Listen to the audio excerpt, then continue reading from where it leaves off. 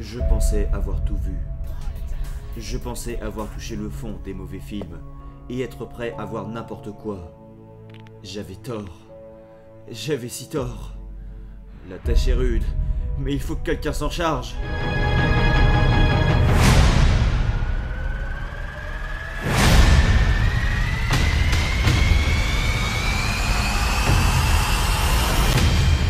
Hey, salut à tous, ici c'est Rak, et aujourd'hui on va parler du pire film d'animation 3D de l'histoire, Foot Fight. Un film si épouvantable que même les animateurs ayant participé à sa production n'ont pour la plupart pas souhaité l'ajouter à leur référence pour leur CV. Ça s'annonce bien. Mais avant d'aller critiquer le film, je voudrais tout d'abord vous parler de l'histoire de sa conception, qui, rien qu'elle, nous annonce la couleur du chef-d'œuvre, et nous permet aussi de comprendre certaines choses. Alors je vous conseille de regarder cette partie, mais si vous voulez néanmoins passer directement à la critique parce que c'est un peu long, la timeline où ça débute est affichée en bas de votre écran. C'est parti. Tout commence en 1999, quand devant le succès des studios Pixar, un certain Lawrence Kasanoff, le producteur de True Lies et de la série Mortal Kombat à l'écran, décide de fonder son propre studio d'animation. Fairzold, un studio plein de promesses et d'ambition, puisque promettant pas moins de réaliser ses propres films en 3D dans la veine des productions Pixar, avec entre autres comme exemple Toy Story qui a ouvert la voie des films 3D sur grand écran 4 ans plus tôt. Bref, le marché était tout neuf, et Lawrence, voyant son potentiel, voulait s'y incruster. Se dotant d'un budget de 25 millions de dollars... 25 millions... un budget proche de Toy Story premier du nom qui était de 30 millions, la production de Foot Fight, un film écrit et réalisé par lui-même, dont je vais revenir dans un instant sur le scénario, est ainsi entamée. Production qui, en plus de son énorme équipe technique, fait aussi intervenir un casting d'acteurs ne sortant pas n'importe où, puisqu'y faisant figurer Charlie Sheen, Eva Longoria ou encore Christopher Lloyd. Christopher Lloyd. Bon, ceci dit, il a dû signer en se basant sur les seuls exemples connus du cinéma à cette époque, c'est-à-dire Pixar. Donc bon, on peut lui pardonner. Mais aussi, en plus de son casting d'acteurs, quelques 80 personnages non originaux provenant de placements de produits. En parlant de ça, est-ce que je vous ai parlé de Audible? Audible est une plateforme audio, et oui, car le scénario du film fait en fait place dans un magasin qui prend vie la nuit dès qu'il n'y a plus personne, tout comme les jouets dans Toy Story.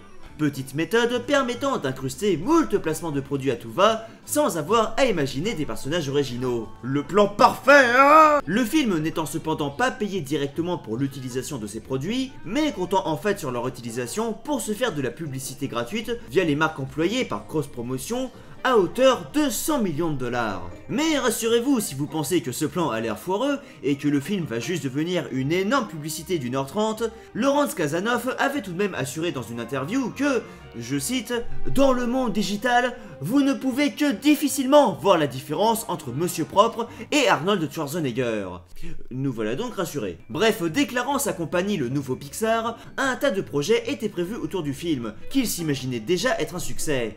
Un spectacle sur glace, Foot Fight on Ice, étant même prévu. Après 3 ans de travail, un premier trailer, qui relevait plus de la démo technique qu'autre chose, apparaissait alors. Et le film commençait effectivement à faire parler de lui. Sa sortie étant prévue pour un peu plus d'1 an en décembre 2003. Alors le projet sentait pas vraiment très bon, voire même de plus en plus mauvais, mais touchait enfin au but.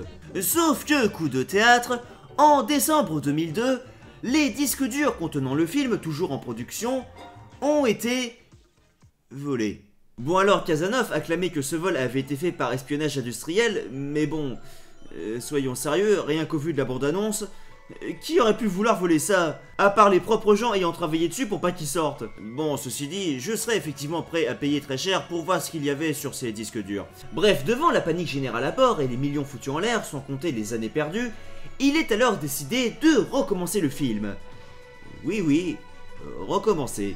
Mais cette fois-ci en utilisant de la motion capture, relativement nouvelle sur le marché, pour accélérer la production. Donc pour vous expliquer, à la base, le film se voulait du style Looney Tunes avec des persos qui bougent de partout dans tous les sens. Sauf que cette nouvelle technique, qui était censée accélérer le travail, n'était en fait pas du tout maîtrisée par Kasanoff, qui ne voyait pas la différence avec de l'animation standard. En gros, au lieu de refaire les mêmes scènes en live action et de les peaufiner ensuite en ajoutant les détails, il demandait à son équipe et aux animateurs de les rendre encore plus géniales, et je cite 30% mieux que les plans originaux. Chose donnant des résultats pour le moins originaux. qui ne l'ont pas satisfait lui-même et qui ont entraîné des licenciements à tout va, le studio perdant ainsi des millions de dollars devant son incompétence à gérer la production. Bref, après ça, pour vous la faire courte, la sortie du film a ainsi été respectivement décalée à l'été 2005, puis printemps 2009 et enfin septembre 2011, avant de finalement sortir en Europe en 2012 et enfin aux États-Unis en 2013. Le tout pour un coût total de 65 millions de dollars investis dans le film. Et vous voulez savoir combien il a rapporté au box-office durant sa sortie ciné, tout pays confondu? 73 706 dollars.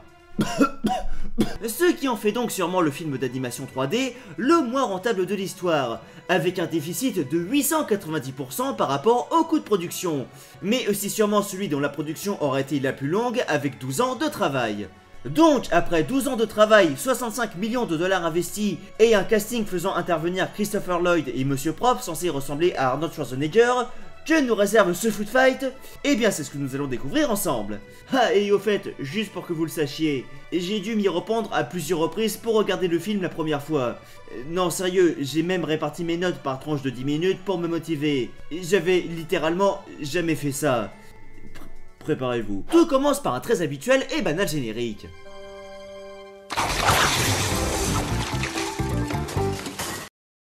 Meilleur générique ever. Non mais arrêtez, sérieux, même moi je peux le réaliser sans aucune formation, c'est ça le nouveau Pixar? Bon, ceci dit, le générique est assez honnête, hein, il définit bien le contenu du film. Film qui débute alors avec une caméra de la folie qui entre dans un magasin en train de fermer ses portes tard le soir, et oh mon dieu, c'est quoi ces tronches? La dernière voiture du parking s'en allant en percutant un chariot, laissant le magasin seul.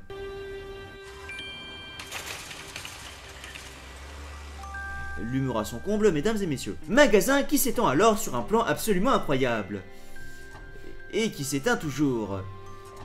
Et encore. Et encore. Et encore. Sauf que non, puisque c'est la nuit et le magasin devient vivant. Et il s'allume. Sur le même plan, à l'envers. Et à la même vitesse. Ah, on est dans l'action à chaque instant. Puis là, il y a l'introduction de personnage la plus anarchique que j'ai jamais vue de ma vie. Alors, il y a une espèce de chauve-souris vampire des 70s qui arrive en plein milieu de l'écran et qui se fait agresser par un goéland, suivi de plans qui passent de Shanghai à Venise avec des gens qui marchent dans la rue, l'armée, des ninjas, un dragon qui fait du kung-fu sous LSD, la maison blanche, l'Empire State Building, un éléphant bleu, une grenouille qui pète, Monsieur Propre et ah, moi vite! J'ai rien dit! Moins d'action! Moins d'action! Donc voilà, et tout ce que je viens de vous montrer, c'était quasiment en vitesse réelle puisque c'est monté en moins de 45 secondes. Ah, et vous voulez rigoler? Ça c'est même pas le quart des personnages du film! Et oui, car c'est alors que l'on rencontre d'autres héros, Dex ou Dax, au choix selon les moments du film. Enfin, sur l'affiche du film c'est écrit Dex, hein, donc on va dire Dex. Un chien détective, ou Dog-Tective pour citer le film, car oui, il s'appelle officiellement Dex Dog-Tective, chien détective donc habillé en Indiana Jones, qui est alors en plein combat sur une montgolfière contre un rat géant et 4 hamsters en train de crier non-stop. It is you, the great Dex Dog-Tective, who's about to take a fall. Or should I say, be pushed. If I had a raisin for every time I've heard that one. Cette introduction qui n'en finit pas. Dex avalant alors courageusement un raisin, ce qui ne sert à rien, avant de sortir un fromage de sa manche, sous une musique à la guitare électrique, et de jeter celui-ci dans le vide, faisant ainsi se suicider les hamsters piégés par leur avidité. Qu'est-ce qu'on rigole? Et purée, c'est quoi ces animations? Le tout étant suivi d'une punchline incroyable où il appelle le rat gros chat. It's just you and me, fat cat. Avant de sortir une olive pour percer le ballon 3D nous voilà et sauver les chatons. Parce que oui, il y avait des chatons. Ceux en défiant la gravité pour atterrir dans le parc en bas où il se fait directement interviewer à peine le pied posé au sol avec toute une foule réunie pour l'occasion qui se barre juste après sa déclaration de 3 mots pour la télé. What's your secret, darling? The secret's inside.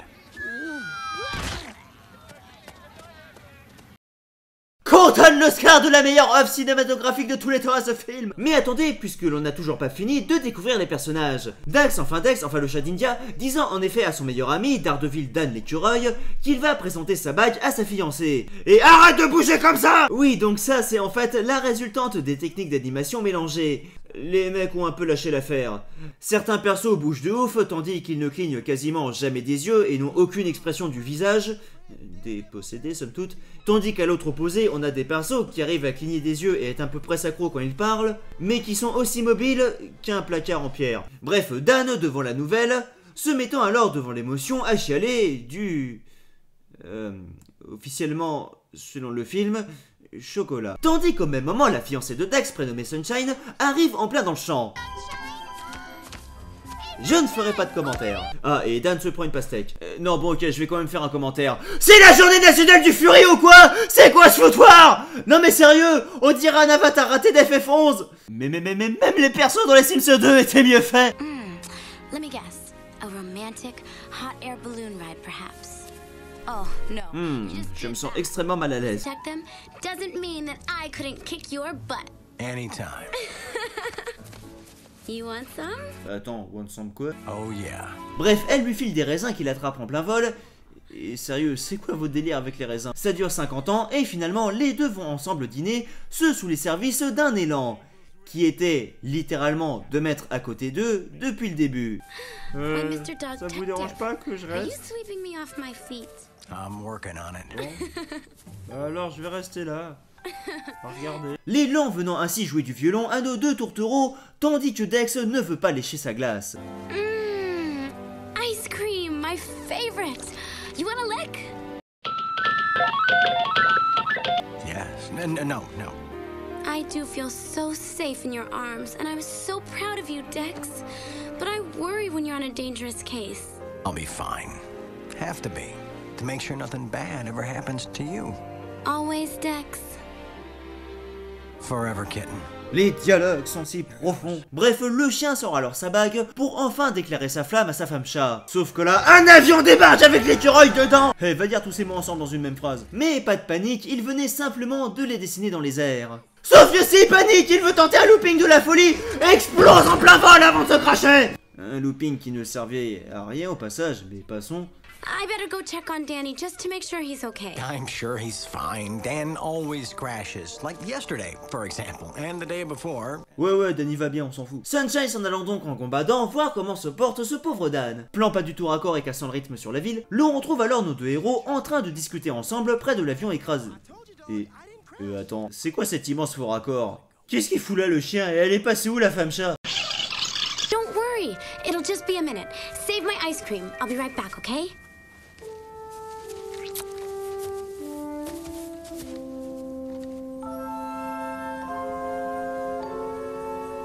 I don't understand it. Sunshine went to check on you right after the crash. No, I told you, dog. I didn't crash. I just... That was hours ago. Attendez. Where is she? Sérieux? Elle a disparu? Non mais on vient de la voir aller à sa rencontre il y a littéralement 2 secondes droit devant lui, on est d'accord. Mais comment elle a pu disparaître? Vous vous foutez de moi? Ils sont tous aveugles, c'est ça? Il y a un twist à l'histoire? Ça se passe dans la dimension invisible? Et à la fin on se prend tous un strike? Et arrête de bouger tes bras! Bref, devant cette situation, Dex a un profond soupir et what? 6 mois plus tard? Oh mon dieu. Bref, de retour dans le monde réel, on découvre alors le grand méchant du film, qui est un personnage doublé par Christopher Lloyd en personne, mesdames et messieurs, aka Doc dans Retour vers le futur. Ce dans des animations dont on comprend toute la fierté des animateurs. Christopher donc, qui incarne un personnage prénommé Monsieur Clipboard, qui écrase alors un pauvre paquet de bouffe qui n'avait rien demandé à personne.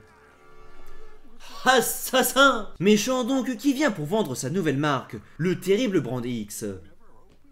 Ça c'est fait, la scène s'achevant par exactement le même plan d'il y a 10 minutes de la voiture qui défonce un chariot à la sortie du magasin. Bah écoutez, ils l'ont tourné autant que ce soit rentable et qu'ils l'utilisent à fond. De retour cette fois-ci dans la dimension alimentaire, Dex le chien est alors en train de se taper un trip au LSD pour oublier ses peines.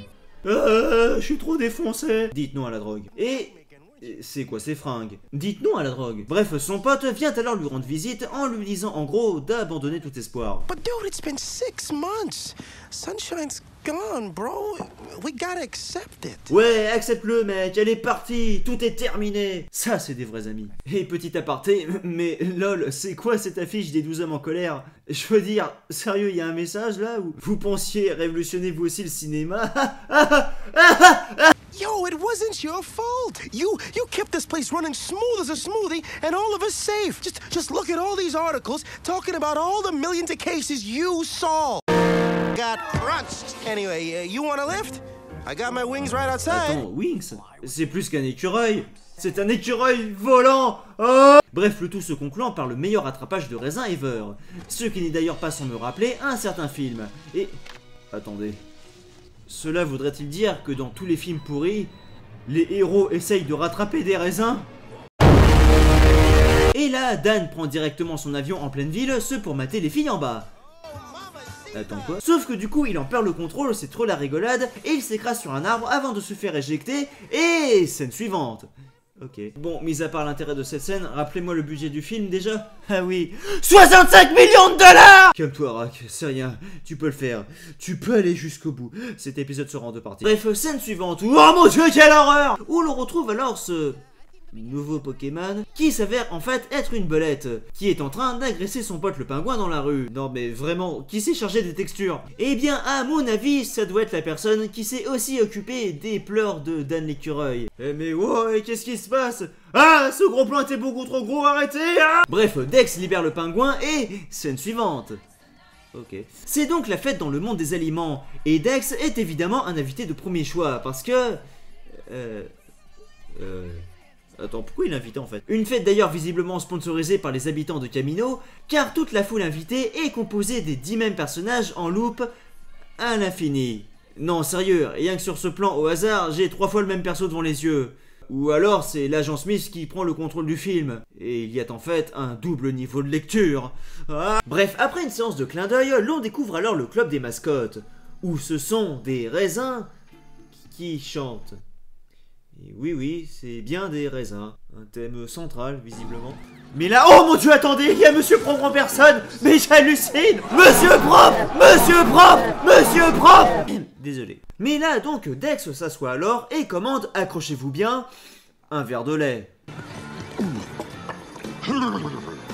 Cette violence. Fais attention à ton taux de calcium, Dex! Sauf que là, un pirate débarque avec ses chips et l'écureuil nous fait un rap avant de se faire bien évidemment défoncer par une porte ouverte à pleine force par une femme en rouge. Femme dont tout le monde dans le bar tombe instantanément sous le charme, car oui, voilà un nouveau personnage essentiel de plus à l'intrigue déjà si simple. Femme en rouge qui se prénomme Priscilla et qui va de suite voir Dex.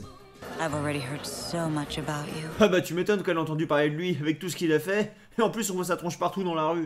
My favorite kind. That scent. Something familiar. My secret ingredient. You like it? Wow, je me sens encore plus mal à l'aise que tout à l'heure. Mais là, le pirate arrive. There be something dirty about this detergent. Et attends, qu'est-ce qu'il vient de dire là? Bref, le pirate se transforme alors en diable de Tasmanie, ce qui entraîne la baston de barde la plus formidable de l'histoire du cinéma. Il y a des bruits de paix, des gags répétitifs en boucle, on passe un très beau moment, et ah oui c'est ça, 65 millions de dollars! Bagarre que Dex arrive à mettre un terme tel Thanos en un seul claquement de doigts. Wow, c'était la fin de bagarre la plus rapide que j'ai jamais vue de ma vie. Hé, arrêtez de chercher, si vous voulez la paix dans le monde, il suffit d'appeler Dex. La fille s'en allant alors finalement avec Dan. Je ne préfère pas savoir pourquoi. Scène suivante. Une scène suivante remplie d'émotions émouvantes, puisque l'on assiste alors à une chanson d'une tristesse incomparable sur Sunshine, que Dex ne cesse de pleurer sans cesse. You made me happy when skies were gray. You never know. Sauf que là, Priscilla s'introduit chez lui et...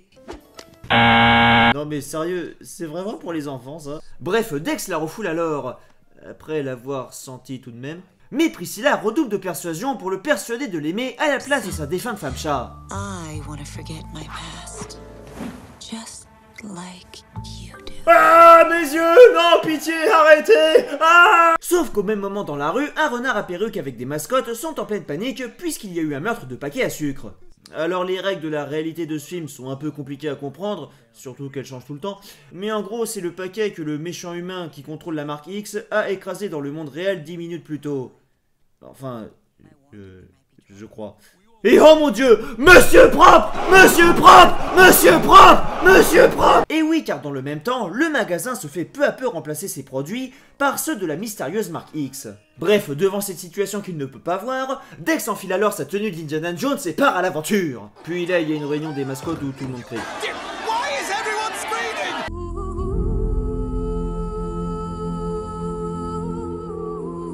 Mais haha, c'était sans compter sur le général X qui arrive en même temps, et même qu'il est allemand. Security around here is down the drain.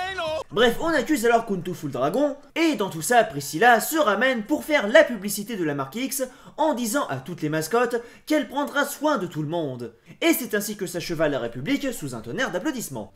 Quelque chose me fait penser avec tous ces petits indices laissés que c'est peut-être elle la méchante. L'on retrouve alors un méchant X sur le toit en train de menacer la belette pour une raison... X ou Y.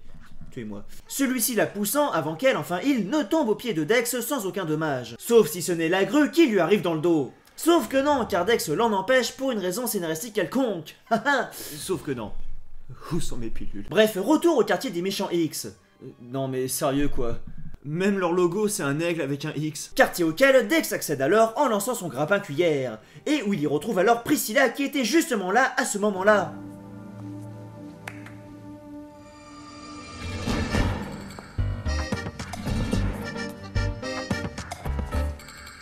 Joining me in a warm rinse. I'm not that dirty. Et il se passe quoi là? Oh, but being filthy can be Film, loads c'est moi. of fun.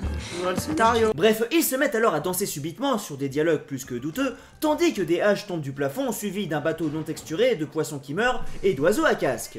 Je crois qu'une vie entière ne suffirait pas à analyser ce film. La ville Priscilla invitant alors une fois de plus notre chien détective à se joindre à elle, en promettant de prendre la place de Sunshine. Avant de subitement faire tomber une statue sur lui, l'assommer et enfin lui écraser la tête sans attendre sa réponse. Non mais c'est qu'on n'est jamais trop prudent. La ville Priscilla s'avérant en fait être la maléfique Lady X.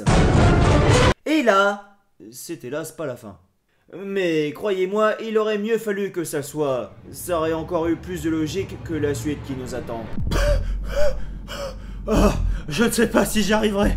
C'est trop dur. Ah, la lumière. Je dois aller vers la lumière. Ah non, attends. Rack réussira-t-il à aller jusqu'au bout de sa critique bien trop longue?